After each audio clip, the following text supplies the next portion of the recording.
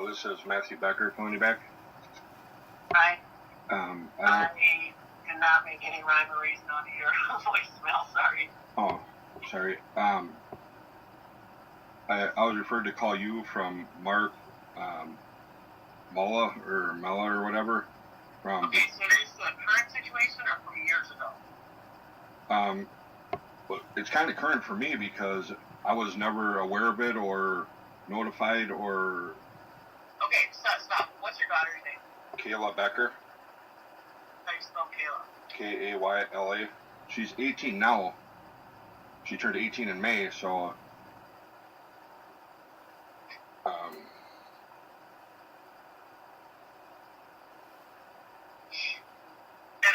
keep in mind, I may not be able to really tell you anything. Correct.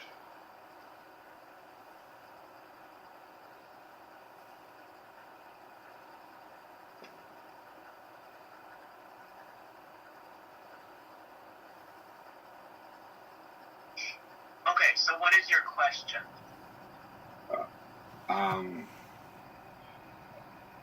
Well, sounds like you were informed at the time of anything. Nothing at all. At any point or anything whatsoever. When I contacted probation on that, they just act like it wasn't a concern to theirs and tried to brush it off on like it was Scott County's problem, and if Scott County approved, they just take over whatever they already had on their case. And I told them, well, the person's only been on probation pretty much in Dakota County, and my daughter wasn't in the picture or around him until after he was already on probation in Dakota County. So, everything was resorts around Dakota County for him being on probation with Dakota County. And, okay, wait. Where were you living during this time? I've always lived in Dakota County. Okay. So, you're wondering, why you weren't informed of anything? Right. The whole time I've had joint legal custody of my daughter. Well, and I'm just going to do a blanket statement. Sometimes we're not provided with any information regarding a father. So it just depends what information, we have at that time. Because Mark said that, in 2018, apparently Child Protections did a assessment or something for them for him to be living under the same roof as my daughter, which was still a minor. And at that point, I think at least at that point I should have been notified, but I believe they were living under the same roof even prior before that. They were married prior before that, and they both, whether it was a duplex, which they say it's 103 and 101 for the address, but both names are on both addresses, and they both own the place. You're talking about your concern is why you weren't notified. Right.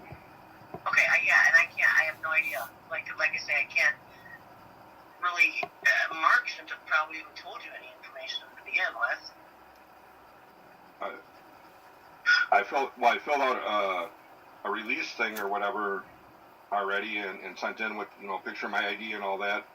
Mark is patient, he's not child protection. Right, but first I contacted his probation officer, and I talked with her, and after talking with her, she said, well, you can contact my supervisor, which was Mark, that Mark would be able to, explain it better or maybe answer my questions. And then Mark referred me to you. Yeah, but your question is why you weren't notified. I don't know. I can't tell you that. Sometimes we don't have contact information for the other parent. But you guys did an assessment for my daughter to be living under the same roof as him, though, correct? But what does that? I can't tell you that. I can't give you any information. But what does that have to do with not knowing where you are? That's my daughter, and if my daughter's living under the same roof as a sex offender, I think I got legal rights to be notified about it. Once you're not, and I can't give you any information, all I'm saying is the biological father in the picture or around or present or involved. But don't you do that when you do the assessment about that kid living under the same roof as him? All I'm saying, if we're not provided that information, maybe some people deny that there's contact with the biological father. So you take their word for it? All I'm giving you is a blanket statement of sometimes we don't know or don't have contact information. But that's why you guys do the assessment to see if it's about him living under the same roof as a minor. Yeah, but that was I don't know. I can't give you any information if there even was a case. Okay. So all I can say is your concern is why you weren't contacted. I have no idea. I can't give you the reasons why. Who can I contact to figure this out? Huh? Who can I contact to figure this out or get some answers on this? You could try calling, I guess, social services intake. And ask them what? Well, I don't know. I mean, because no one's. I have no idea. Because you guys are the people that are supposed to do the welfare on the child, though, correct? I can't give you any information. I can't even tell you if there was a case. All I'm giving you is you're asking a question. Blanket statement is sometimes we don't have the information to make contact with other people. That's all I Who can I contact or what can I do to get these answers? I guess you can start with social services and ask, call their main number and ask who you can speak to. Do you have their number? 952. Okay. 891. Okay. 7400. That's just the front desk.